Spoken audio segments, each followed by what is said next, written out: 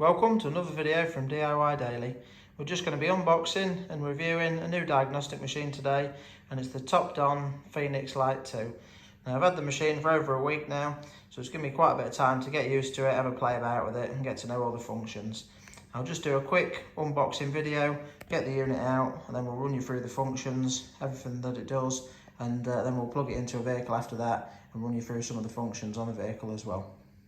So we'll not spend too long with the unboxing, but basically it just comes in this cardboard outer. Got another cardboard in there. And then the unit itself comes in this sort of quite nice solid plastic moulded case.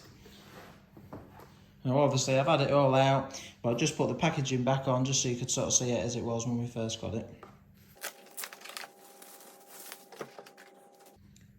Right, so before getting into the machine, we'll run you through what comes with it. Basically, you've got the EOBD Bluetooth connection there, wireless connection to the unit. It's got loads of different adapters on it. I wasn't actually expecting, I didn't know what was coming with the machine. I wasn't actually expecting it to come with the amount of adapters it has, which is really handy. We've had a bit of an issue about a month ago where we needed to plug an old BMW in. We've had to borrow a machine off somebody else to actually get a BMW port. One of the ports that comes with this, to be fair, it's got ports to near enough cover everything, but that's actually the old BMW adapter there. But if we open these up,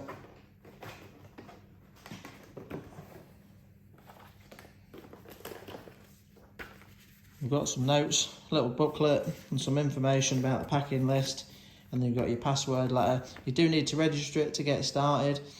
Before you register it, you'll only get 10 uses out of it, but you need this information to just register it to the serial number. But to be honest, from turning it on, I had it all registered and all set up within 5 minutes. It's really straightforward to do.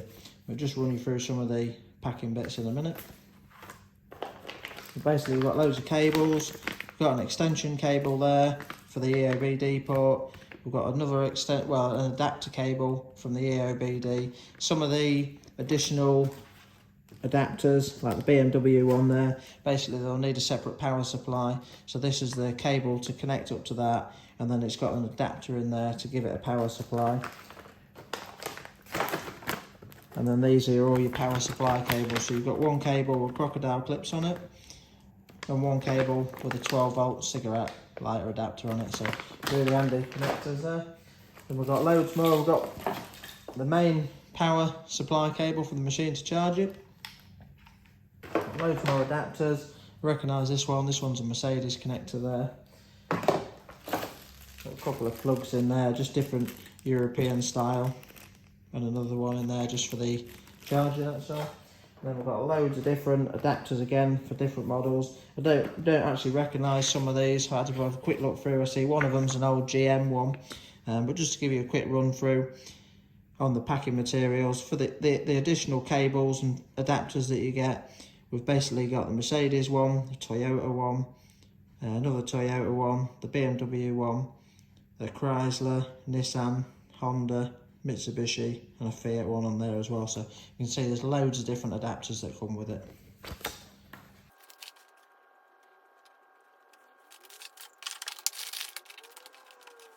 So now that you've seen what's in the box, we'll get the machine out and run you through some bits with the machine. Now, just before actually getting into the machine, I'll just give you a quick bit of background info about the machines that I have been using in the past. I've always had top-end machines to hand, but the main sort of go-to machine that I've been using, we've got the Snap-on Modus Edge. We've used this for about 5 years now, and this is a really expensive machine. I mean, I think when we bought this, it was about £4,500. We still pay £100 a month subscription on it to keep it up to date. And we're actually running the Snap-on machine and the Bosch KTS as well. So the Snap-on machine is a machine with obviously the cable attached to it, so it's not a Bluetooth connection on there. But size-wise, you can see it's pretty much the same as the TOPDON there. We also run the Bosch KTS as well, which is basically just a unit, plug-in unit, and then that communicates, which we use a laptop with as well. But the Bosch KTS, I don't really like that at all. It's got a lot of stuff on it, but it's quite a clatty system to use, I find. So the go-to machine before getting this at the minute is the Snap-on Modus Edge. So Yeah, so we'll get the machine out now. Right, so first impressions was pretty good, to be fair. It's a nice solid machine. You can see we've got like a sort of rubber plasticky coating around the outside. It's got some corner sort of bumpers on it. It has got a nice sort of stand as well. To be fair, the stand is actually a little bit beefier than on the Snap-on as well. And it's actually, I'd say it's a little bit better than the Snap-on, in fact, because it's got a bit bigger area for hooking over the steering wheel. The Snap-on one doesn't tend to actually hook on it very well sometimes, but I was pretty impressed. It's quite a decent stand on there. But just looking around it, it's quite simple. It's basically just got an on button there. We've got a little flap there, and just under there, all you have with that is simply a USB-C for the charging one, then you've got a USB-A for a communication wire. And on the back of the unit, it's actually got a camera on there as well. So I'll just get the machine powered up now and start running you through some of the functions. Just another bit of info about the machine as well. From new, it comes with 1 year's warranty. You get 2 years free software and firmware updates, which is good value for money, really. So the Snap-on and the Bosch machine, at the minute we're paying £100 a month to keep that updated. And one of the really good things about this as well is you don't need to continue the software updates once it's run out to keep using the machine. Some machines with the Bosch KTS at the minute, once that subscription runs out, you cannot use the machine. So you've got no choice but to keep it going. But if you ran this for 2 years, you don't have to pay for the update, and you can just continue using it as normal. But after that, your update cost, I can't remember the exact price, but I think it's roughly about just shy of £250 at the minute. Obviously prices can change, but that'd be £250 for a full year's update on it. Other than that, obviously it's a Bluetooth connection on this one to the EOBD port.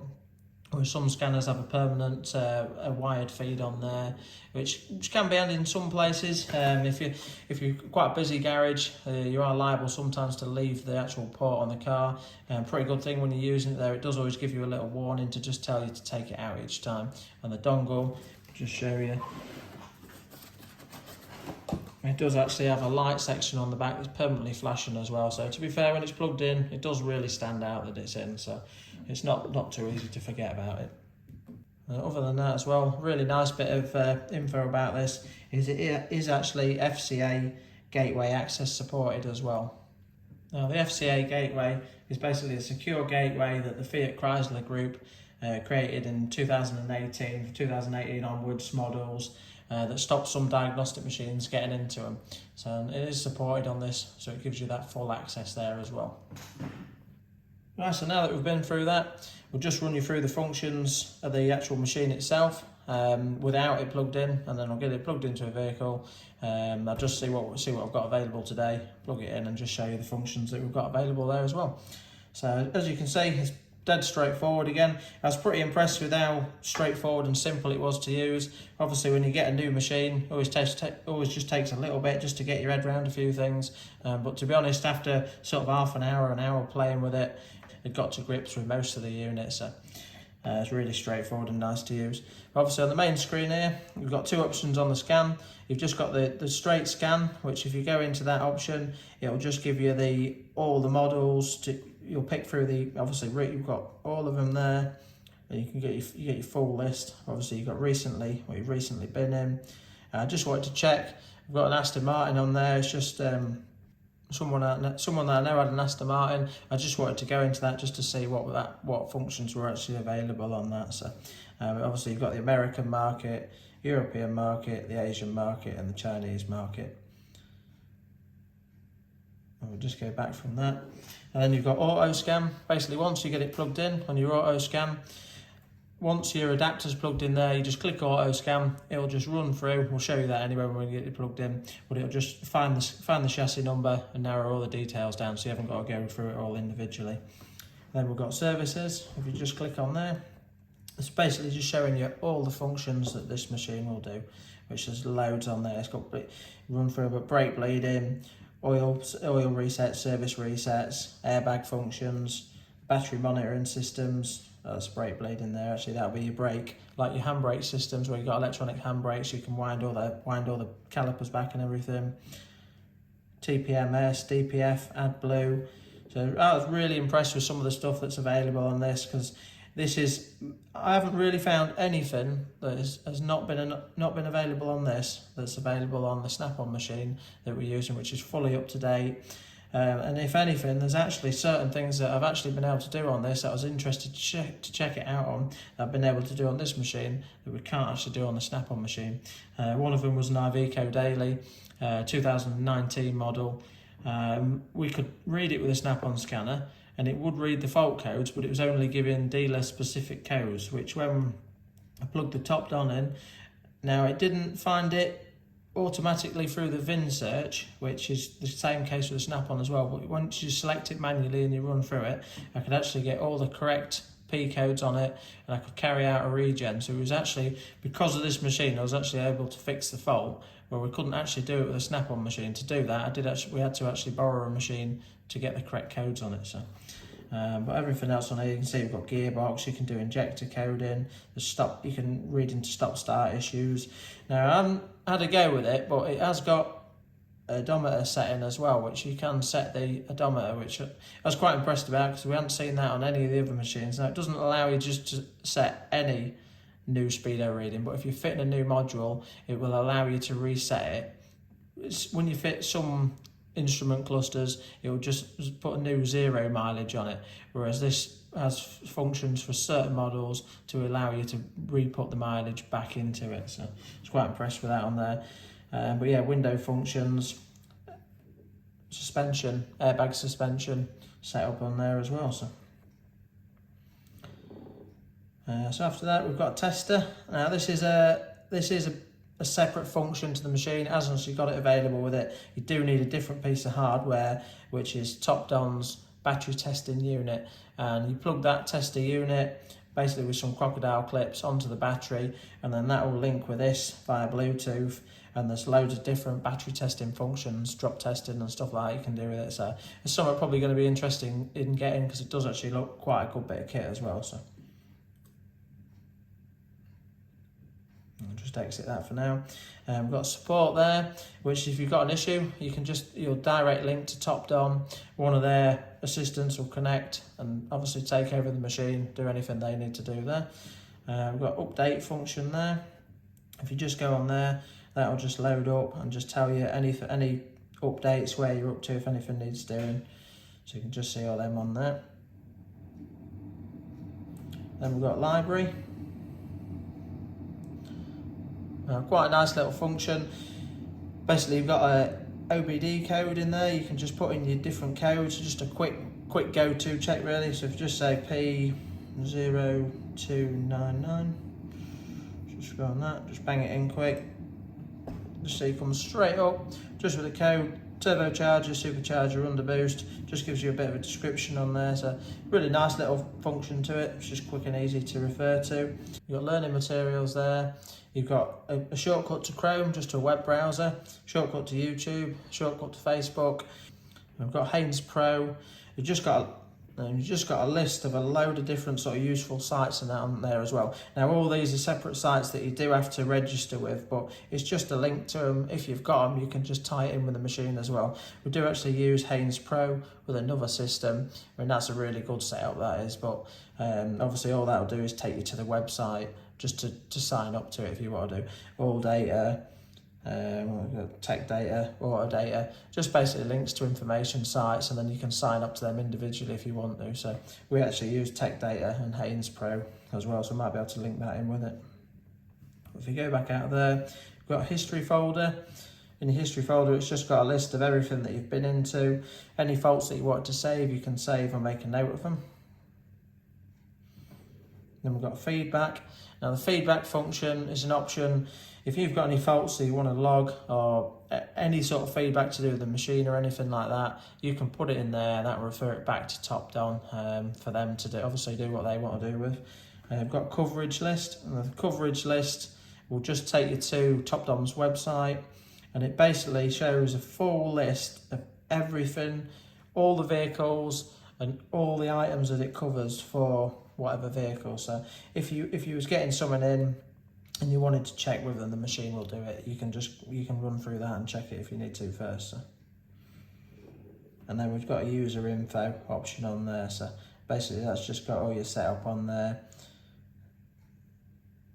I think it's got a quick link to, let's say, photo album, the settings, screen recorder. You can change your password on there. Just a bit of info on there. And the only other two things we've got on the main screen, we've got a quick shortcut to Chrome, and we've got another settings, well, another shortcut to the settings menu again there as well. So now we've run through that, I'll just take it in the workshop, we'll get it connected up to a vehicle, and then run you through some of the functions on the vehicle and show you a bit of the usability of it.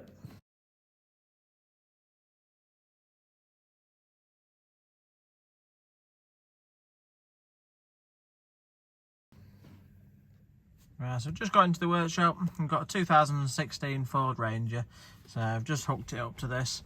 Just basically got the ignition on ready, the Bluetooth dongles all in. I'll just show you quickly as well. You can just see when it's in as well. There's the light on the back of it, so it's really clear and stands out. It's obviously green at the minute. Once it's reading, it's normally flashing blue. So we'll get running through, show you some of the functions that's available. One thing I didn't say earlier on that I noticed that's on it as well is with the service light reset, it has actually got the options on there as well. It does actually show you, like these Fords, you don't do them through the scanner, but it does actually show you, I'll tell you how to reset it as well, just for a manual reset, which is always quite handy. Just means it just saves you looking anywhere else. Everything's all there to hand. So been pretty impressed, to be fair, with what is available on this machine. One thing that I've done on it this week as well is a DPF regen on a Nissan Note.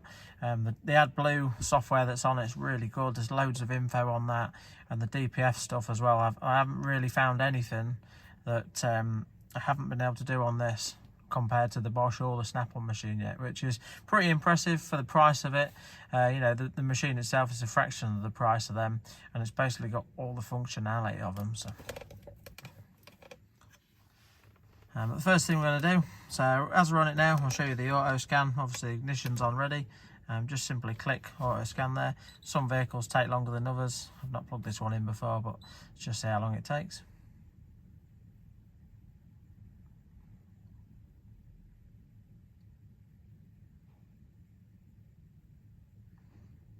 So it's found it there. You can just see Ford 2015 and come up with a chassis number there. And I'm just going to go, you've got quick access or local diagnosis. So just click local there.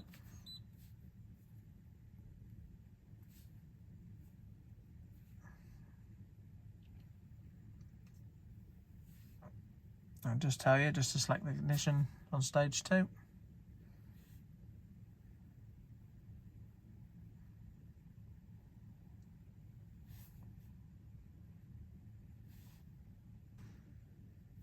So this is the first screen that you get up. You've got a few options on here. You can do a smart scan, system scan. Basically a system scan will do a full scan, just run through every single ECU on there, just show you all the ECUs that it's got, and then you'll go into them all individually. But we've basically got this selection along the top there. If you've got a system list, so you've got all your individual ECUs, you can see you've got ABS there, ACM, the audio control module, the all-terrain module, body control module, cruise control, everything's basically on there. And just scroll back up to the top.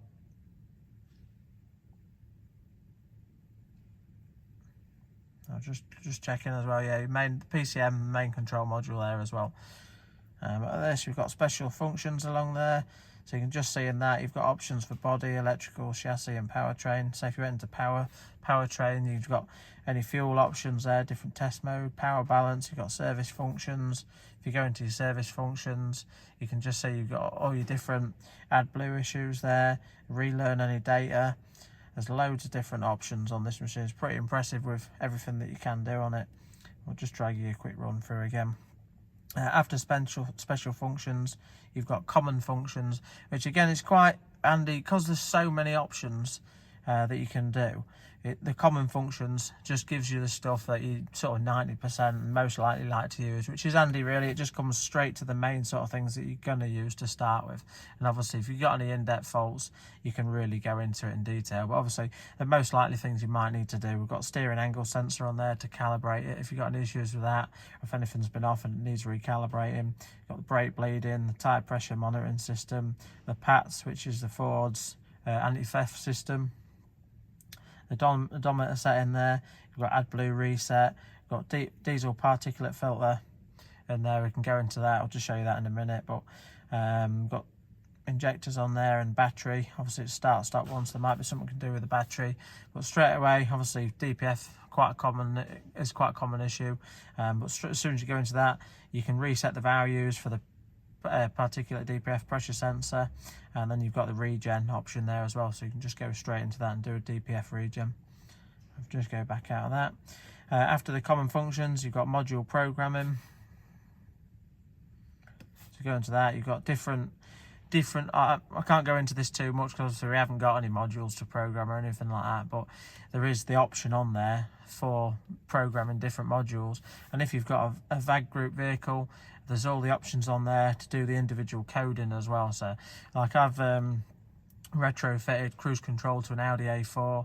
I haven't done it on this machine, but it has got the functionality to do it. So if it doesn't come straight out the factory with cruise control, it'll often be in there. You just need to fit the right units. I just had to fit a cruise control stalk, and then you can go into it and you can just alter the coding to set that to retrofit cruise control as well. But that functionality for the VAG stuff is available on this as well. And then you've got vehicle information there as well, so we can just go into that, and there's a few bits on there to check. So if we go back to system list there, I'll just show you, we'll go into the PCM, the engine module. You can just see you've got the full list on there. It's not scanned. If you do the smart scan, it'll run through it. I'll do that in a minute because it'll take a little while trying to scan. Because this is because there's a lot of ECUs on this one, the full scan will take a little while. But we'll just go into the body control, the engine module to start with.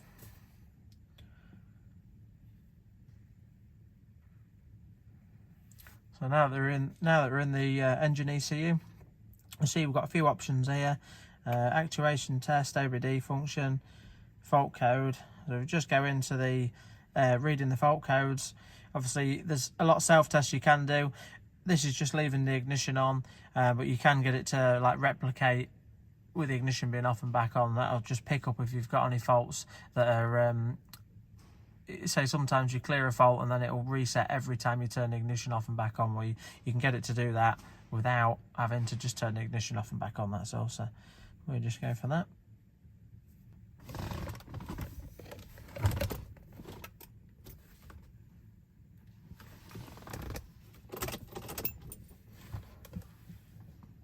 Right, so once that's connected up, you can just see, just turn that off. Just keeps putting the car into like a battery saving mode. So these are faults that have been stored in it for a little while. The fault light wasn't actually on, but just reading through it, you can see you've got P0671, 2, 3 and 4, which are all glow plug codes in there. We've got P0675, oh yeah, it's 5 cylinders, so all 5 glow plugs for some reason have stored a fault in this. And you can just clear the fault codes from the bottom there, so we'll just try that now. I'll just clear the fault codes out.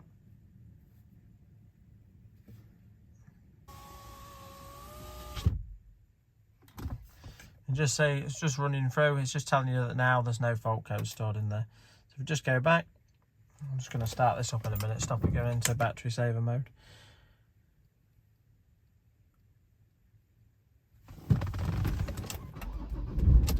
Just leave that running a few minutes just to knock it out of that. But obviously on here as well, we've got some module information, the actuator test for testing different. We'll just click on that. I don't want to do any actual actuator tests, but it'll just I'll just show you what options you're likely to get on there. Obviously it's different to every vehicle that you plug in, depending on what functions are available.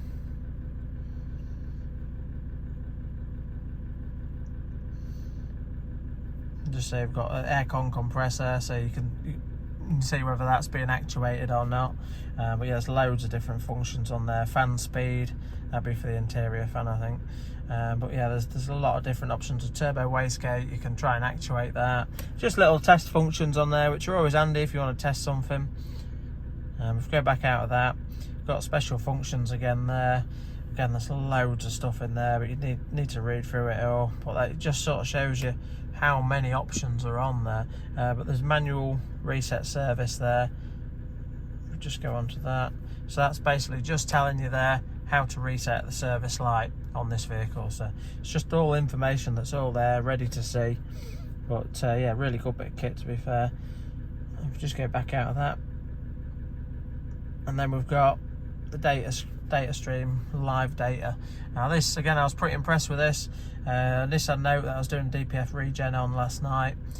Did the regen, but I was just looking through some of the info on it beforehand, and there's just loads of information on there that you could see. To be fair, there's even probably more stuff that I could view on this than actually, again, the Snap-on and the Bosch machine. So it must have some good access available to it. But you can just see on there, basically you've got a full selection of all the information on there. I mean, we've got loads of stuff on there, and all you can do, you can just click on individual ones. I mean, you can just see there's basically 402 different things that you can read into at the minute, so I'm not going to scroll through all them, but I'll just select a few and then run you through, just show you what it. So if you've got engine coolant, say, let's just have a quick look at a few. Got, again, loads of different DPF ones, but if we just go, let's just have a look. Distance since last oil change.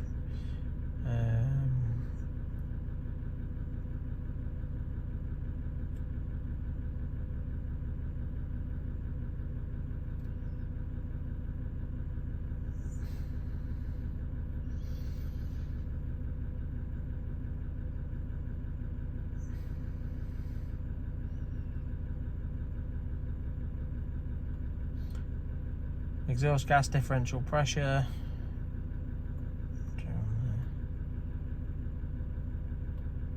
Voltage, the DPF temp sensor. Fuel rail pressure. You got desired and actual pressure on there. So if I just go on there, fuel rail temp. One thing that these Fords suffer with, seen it on quite a few of the Transits, and doesn't actually log a fault code. Well, not all the time, doesn't always log a fault code, and it doesn't put the engine light on or anything like that, but it can cause a few issues. Basically, the fuel temperature sensor, if you check into it, you might find that it's actually reading, we've had one reading about 100 degrees, doesn't log a fault for it, but it does affect the running of the vehicle. So that's something that, reading the actual data, you can pick up on that fault just by running through the data. If you've ever got something and you're looking for a fault, hasn't got no codes, it's always just nice just looking through a bit of the data and just seeing if anything looks amiss. So again, engine temperature sensor faults, coolant temp sensor faults, they don't always log fault codes because it might be reading the temperature, but it might be reading the temperature wrong. So a lot of Vauxhalls won't start when the temperature sensor's out, and if you read through their data, you can just see straight on there at the engine coolant temp, and you might see that it's out. So looking at this, I mean, I think you can change the functions. If it's reading, you can change it to Celsius, but it's reading in degrees Fahrenheit at the minute. You can see since last oil change, it's logging. This one's done nearly 17,000 since the oil was changed on there. We've got the coolant temp reading there, differential pressure on the exhaust gas there, the voltage for the temp sensor, the fuel rail pressure. It's reading in PSI. Obviously, you might need to convert that to whatever you want to put that to bar. 5,000 PSI is about 300 bar, which is right for idle there. You've got the fuel rail pressure and voltage. And then you've got the fuel rail temperature as well there, 77 degrees Fahrenheit. But you can see the difference between the actual and the desired as well. So what the vehicle wants it to be is there, and then what it actually is there. So you could see if it was wanting it to be 5,000 and it was actually only at about 4,000, you'd know that there was an issue there again as well. So, but there's loads of information on the live data available there.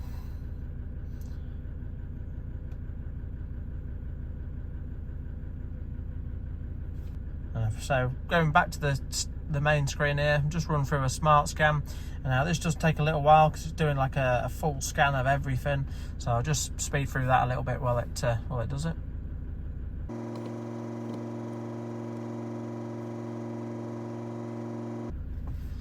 just see as it's doing it, there's basically a colour coded sort of bar up here. As it runs through it, it'll highlight them in different colours. You can see that green saying it's normal there. If there's an issue with it, it'll flag up as red. So like the engine control module, when it had faults in it, I think that should then flag it up as red. Well, like that one has done there. So you can go into it and check it individually. Obviously the grey ones are for modules that aren't suited to this vehicle.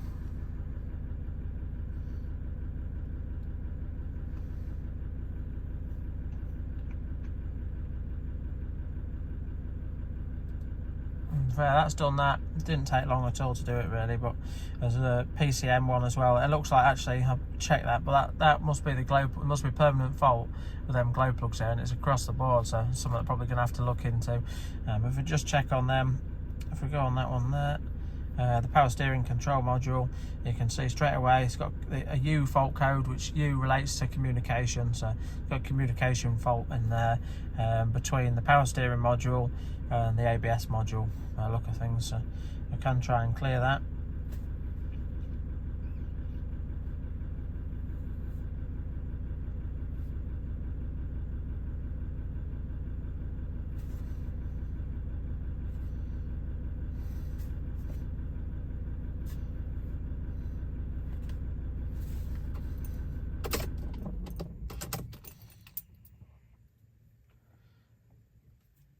It has cleared it. I didn't know, it might have been because I'd left it running actually. I didn't know if it had cleared it and not cleared it because it was running. And if we go back, you can see, and just see now that I've cleared that, the fault's gone to green there as well. So again, if you're on the system list, once it's done that scan, it knows all the info. So now that I go into the list, obviously it's got all ticks on there where where it knows everything's okay, or if it's not equipped with it, if it's not got it. So but just show you some other, let's just go have a look into, say, the ABS.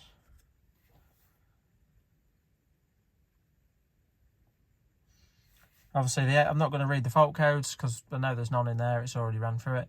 But I've just show you on this section here, if you've got some functions there as well, bleeding the brakes. Not often you have to do it, but if you've had everything off, if you've had the ABS pump off, sometimes you can have to bleed it through the ABS pump as well, which it will actuate the pump to help get some of the air out there if need be. But it's a really handy function for if you are struggling and you need to bleed it at that. So I'll just go back out of that. The data stream. On the data stream, this is really handy again for checking ABS faults, because obviously the main thing you can do is just to check that the ABS, check individual ABS sensors. If you've just got a light on, you can go into the data stream, put each individual wheel on there and drive down the road, and you can see which one's reading out. So just have a quick look on there at the functions, but I'm pretty sure, I haven't tried looking at this yet, but I'm pretty sure it should have individual wheel speeds on there. Again, you've got brake fluid, line pressure, there's loads of options there, but yeah, you can just see we've got left rear wheel speed sensor, right wheel speed sensor. I'll just go on the 2 just for now, but you can just see there, obviously we could have all 4 on there, and as we're driving down the road, you would see your individual speeds, and if you've got one that's not reading right, obviously you know it's relating to that sensor. So that's a really handy bit of info on there.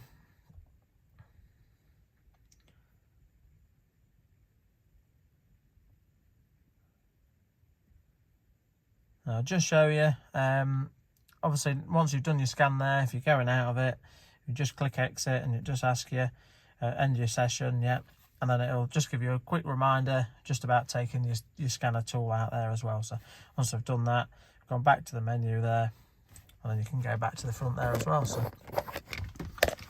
but yeah, that's sort of showing the main sort of functionality with it. Obviously there's that much stuff on it, I could spend ages just going through everything individually, but you can sort of see from that it's a really good functioning machine. I mean, there's loads of scope on there. It it's well comparable to a top-end machine. I'm not really sure why this one classes as the Lite 2, because to be fair, there's nothing really light about what is equipped on it. So I've been pretty impressed with it. I've used it for a good week or so now. If you keep an eye on the channel, I'll be doing the next few jobs that come up that I'm using a diagnostic machine for. I'll be using this, and I'll be linking to using the machine for what it does. And what I'll probably do is use the machine for, once I've used it for sort of 2-3 months, I'll probably do another review on it as well, and just run you through if there's any nice little bits that I've found. We're a busy garage, so we'll be continuing using the snap-on machine alongside it as well, but it's always handy to sort of compare the two. If one of them's not working with an issue, you can try the other machine.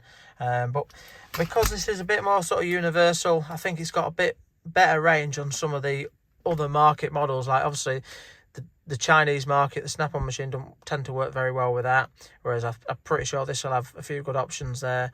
Again, like the Iveco, I was pretty impressed that this went straight into it, and it wasn't difficult to find and narrow it down to the right engine code either. So, but yeah, I think we're going to be pretty impressed with the kit. But I thought I'd put the video together. Hope you all liked it. If you did, give it a quick thumbs up and subscribe to the channel. If you've got anything to ask about the machine, just comment in the section below. Also, I put a link in the description to a discounted price on it as well, if you're interested in the machine. So but yeah, hope you like it. Thanks for watching, and we'll see you next time.